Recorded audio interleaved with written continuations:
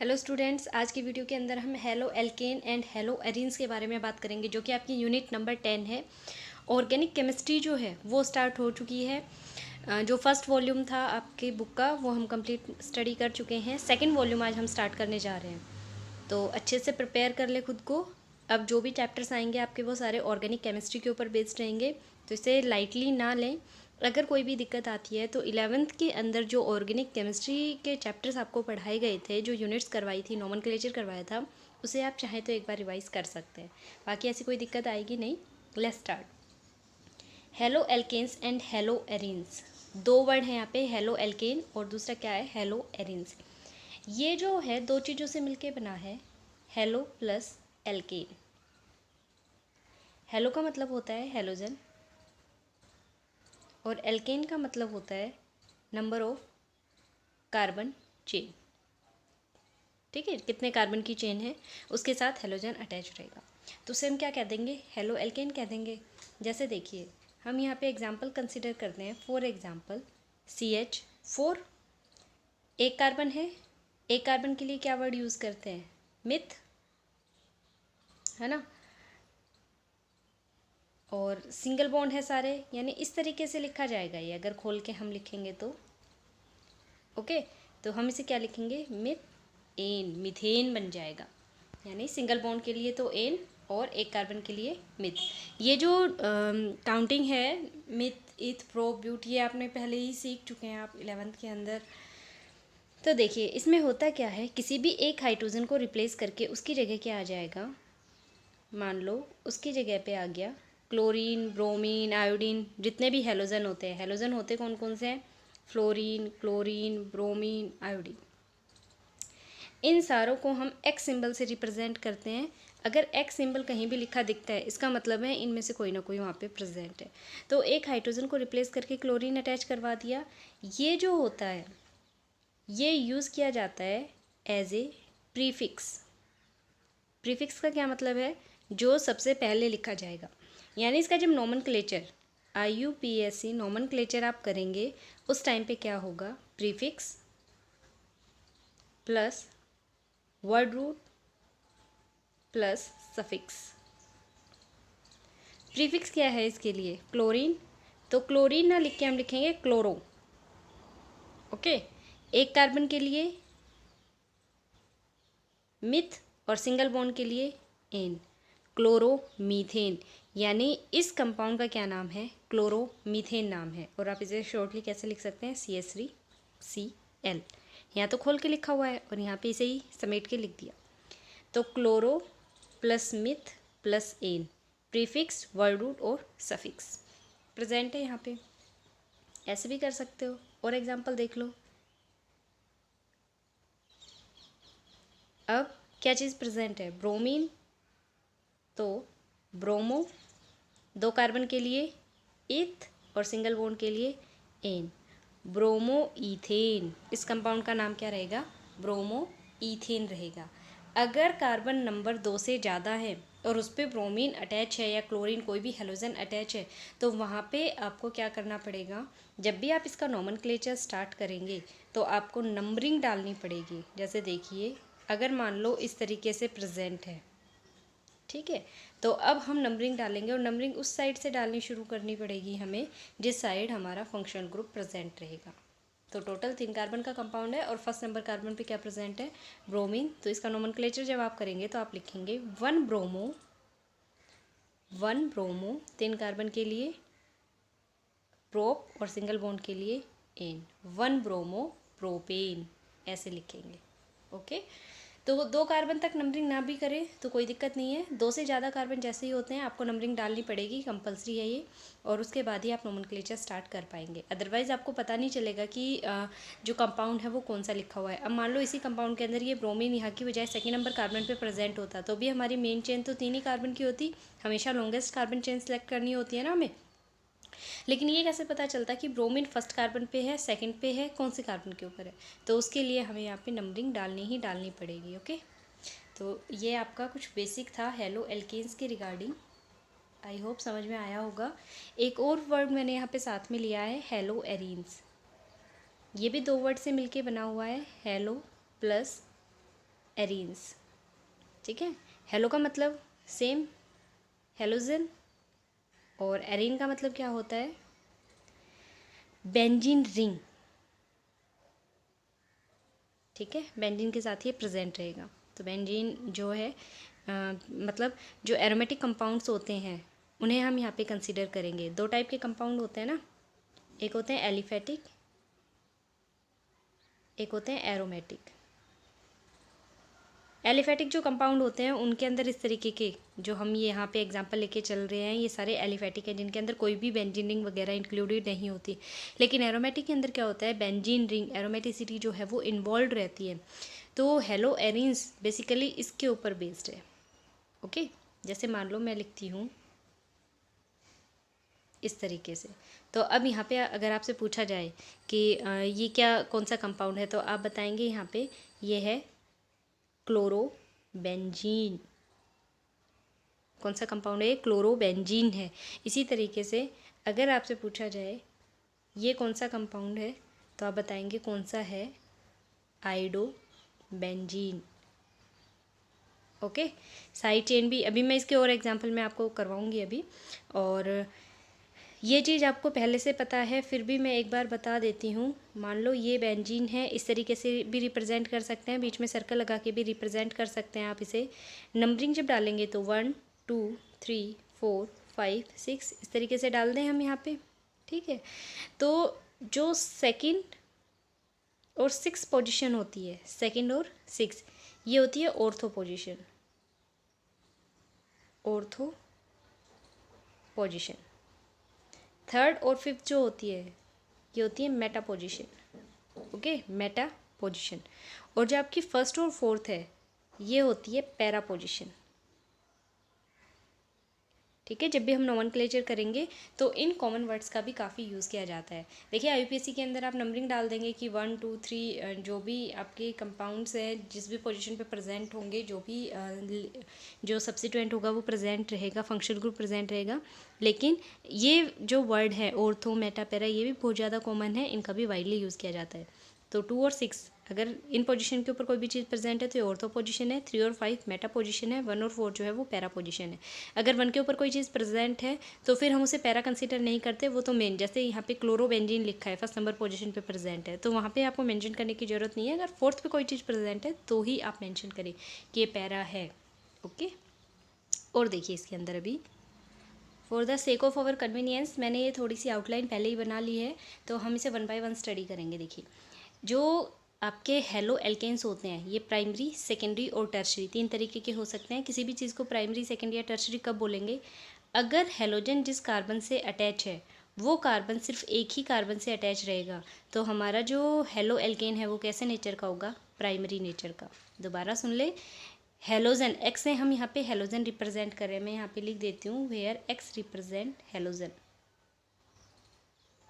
Okay, तो अगर और हेलोजन में क्या आ सकते हैं, फ्लोरीन हो सकता है, क्लोरीन, ब्रोमीन, आयोडीन, इनमें से कोई भी हो सकता है। तो अगर मान लो इस तरीके से प्रेजेंट है ये, जिस भी हेलोजन के साथ जिस कार्बन के ऊपर हेलोजन प्रेजेंट है वो अगर सिर्फ एक ही कार्बन के साथ अटैच है डायरेक्टली तो प्राइमरी होगा। जिस कार्बन के साथ हेलोजन अटैच है वो कार्बन अगर 2 कार्बन से अटैच है तो सेकेंडरी होगा। जिस कार्बन से हेलोजन अटैच है अगर वो कार्बन 3 कार्बन से डायरेक्टली अटैच रहेगा तो टर्शरी होगा। क्लियर, प्राइमरी, सेकेंडरी और टर्शरी इस तरीके से आप क्लासीफाई कर सकते हैं। अब यहाँ पे देखिए विनाइलिक हैलाइड्स, एलाइलिक और विनाइलिक 2 टाइप की और क्लासिफिकेशन होती है। विनाइल हैलाइड्स कौन से होते हैं, हेलोजन जिस कार्बन के साथ अटैच है अगर वो डायरेक्ट डबली बॉन्डेड कार्बन है, वो कार्बन डबल बॉन्ड से किसी दूसरे कार्बन के साथ अटैच है जिसके ऊपर हेलोजन प्रेजेंट है, तो हमेशा ये विनाइलिक हैलाइड्स रहेंगे, इन्हें विनाइलिक हैलाइड के नाम से जाना जाएगा, विनाइलिक कंपाउंड है ये। जैसे यहाँ पे भी देखिए जिस कार्बन, यहाँ पे जो कार्बन है उसके साथ हेलोजन अटैच है और इसी कार्बन ने डबल बॉन्ड बना रखा है दूसरे कार्बन के साथ, तो ये भी विनाइलिक कंपाउंड है। नोमेनक्लेचर में अभी आपको यहाँ पे नहीं बता रही हूँ, आप सिर्फ ये टर्म समझ लें यहाँ पे इनका मतलब क्या है। एलाइलिक हैलाइड्स क्या होता है, एलाइलिक हैलाइड्स के अंदर देखिए जिस कार्बन के साथ हेलोजन अटैच है अगर वो कार्बन किसी डबली बॉन्डेड कार्बन के साथ अटैच होगा, ठीक है, तो उस टाइम पे जो कंपाउंड बनेगा वो कैसे नेचर का होगा, अलाइलिक। यानी जिस कार्बन के साथ हमारा हेलोजन अटैच है उसने डायरेक्ट डबल बॉन्ड नहीं बना रखा, बल्कि वो एक ऐसे कार्बन के साथ अटैच है जो डबली बॉन्डेड कार्बन है, ठीक है, तो उसे हम एलाइलिक कहेंगे। यहाँ पे भी देखिए, वो कार्बन जिसके ऊपर हेलोजन अटैच है वो ऐसे कार्बन से अटैच है जिसने डबल बॉन्ड बना रखे हैं, तो ये भी कैसा है, एलाइलिक हैलाइड है। इसके अलावा जर्मिनल डाईहैलाइड्स, एल्काइलिडीन डाईहैलाइड, जैमिनल पोजीशन या फिर जैम डाईहैलाइड के नाम से भी इसे जाना जाता है, ठीक है, जैमिनल डाईहैलाइड्स। तो ये क्या होते हैं, अगर एक ही कार्बन के ऊपर दो हेलोजन प्रेजेंट हैं, अगर एक ही कार्बन के ऊपर दो हेलोजन प्रेजेंट है तो उसे क्या कहेंगे, जैमिनल डाईहैलाइड। जैसे इस कार्बन के ऊपर दो ब्रोमीन प्रेजेंट है तो ये जैमिनल है, जैम डाईहैलाइड के नाम से शॉर्टली इसे बोला जाता है।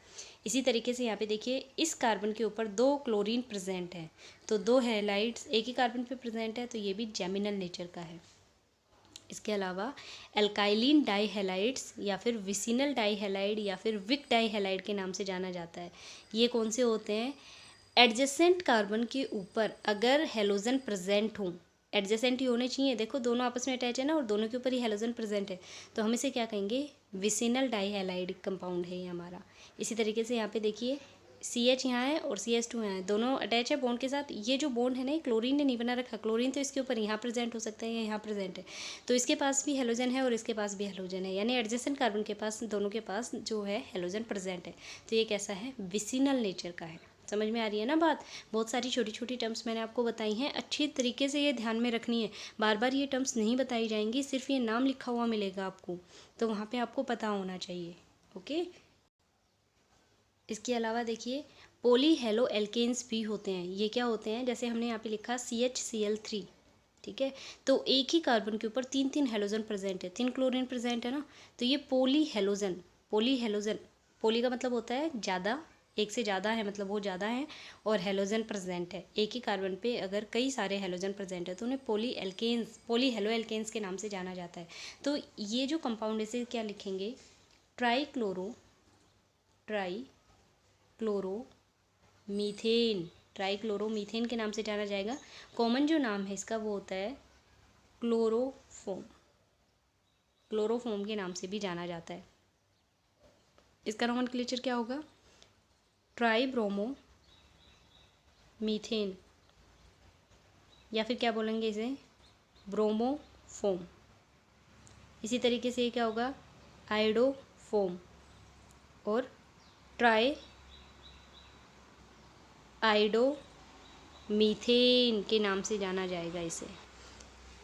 इसी तरीके से ये है टेट्रा क्लोरोमीथेन के नाम से जाना जाता है, टेट्रा क्लोरोमीथेन। ये तो थे आपके पोली हेलो एल्केन्स, ओके। इसके अलावा मैं एक दो एग्जांपल और बता रही हूँ आपको। जैसे देखिए, इस तरीके से लिखा हुआ है CH2 double bond CH, CH2Cl, okay.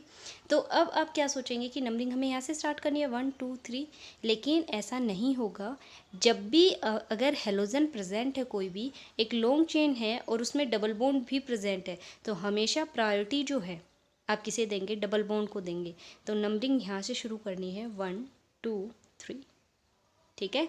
अगर डबल बॉन्ड नहीं होता तब तो हम नंबरिंग यहीं से शुरू करते, लेकिन अब क्योंकि डबल बॉन्ड प्रेजेंट है तो हमेशा प्रायोरिटी कौन लेके जाएगा, जहाँ से डबल बॉन्ड स्टार्ट हो रहा है उस कार्बन को देंगे। तो 1 2 3। अब करें इसका नोमेनक्लेचर, कैसे लिखेंगे, 3 क्लोरो, 3 कार्बन के लिए क्या होता है, प्रोप 1 इन, 3 क्लोरो प्रोप 1 इन, ये है इसके करेक्ट जो IUPAC नोमेनक्लेचर है। तो इस चीज़ का ध्यान रखेंगे, यहाँ पे स्टार लगा देती हूँ, ये रूल हमेशा ध्यान रखना है आपको। लॉन्गेस्ट कार्बन चेन सेलेक्ट करनी है, चाहे कितनी भी लंबी क्यों ना हो। तो जो नोमेनक्लेचर है, देखिए मैं आपको बहुत सारा नोमेनक्लेचर यहाँ पे नहीं बता सकती, एक ही वीडियो के अंदर कवर नहीं कर पाएंगे हम लोग, तो आप अपनी बुक की हेल्प से नोमेनक्लेचर करें, जहाँ भी दिक्कत हो वो आप पूछ सकते हैं। इसके बाद देखिए, हेलो एरिन्स, अराइल हैलाइड्स के नाम से जाना जाता है इसे, है ना। अभी हमने पीछे बात की थी हेलोरेंस के बारे में, अराइल, हेलाइड, ये सारे के सारे यहाँ पे अराइल बनाए हुए हैं। तो जैसे इसका नोमेनक्लेचर क्या होगा, क्लोरोबेंजीन, ठीक है। इसी तरीके से इसका क्या होगा, अगर हम यहाँ पे नंबरिंग स्टार्ट करेंगे तो 1 2, ठीक है। तो ये ऑर्थो पोजीशन भी है, या फिर 1 2 अगर लिखना चाहे तो ऐसे भी लिख सकते हैं। तो क्या लिखेंगे आप, 1 क्लोरो, अगर बेंजीन है और इसके ऊपर CH3 प्रेजेंट होता है तो हम इसे टोलिन के नाम से जानते हैं। इस कंपाउंड को, बहुत ही फेमस कंपाउंड है ये, इसे क्या बोला जाता है, टोलिन बोला जाता है। तो आप डायरेक्ट भी लिख सकते हैं यहाँ पे 1 क्लोरो टोलिन, ठीक है। या फिर कैसे लिखेंगे, 1 क्लोरो 2 फिनाइल मीथिल।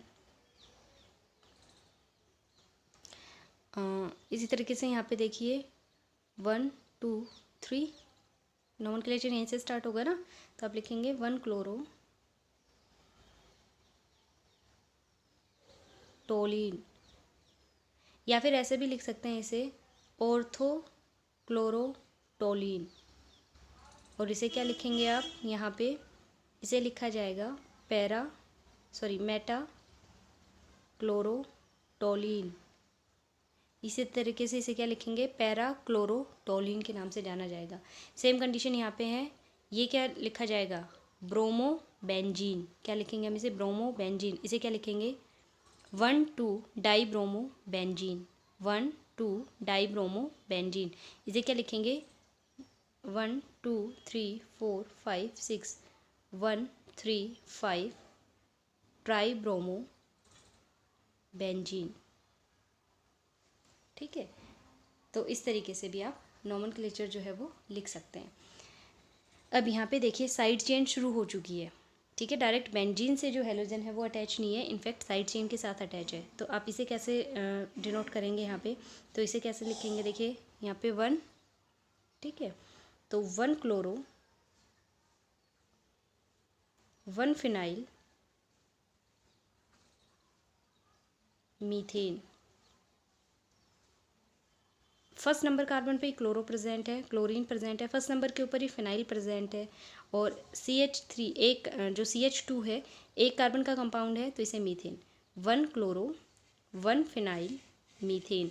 जब भी बेंजीन को हम एज ए सब्सिट्यूएंट यूज़ करते हैं तो इसे बेंजीन ना लिख के क्या लिखा जाता है, फिनाइल लिखा जाता है, ध्यान रखें इस चीज़ का।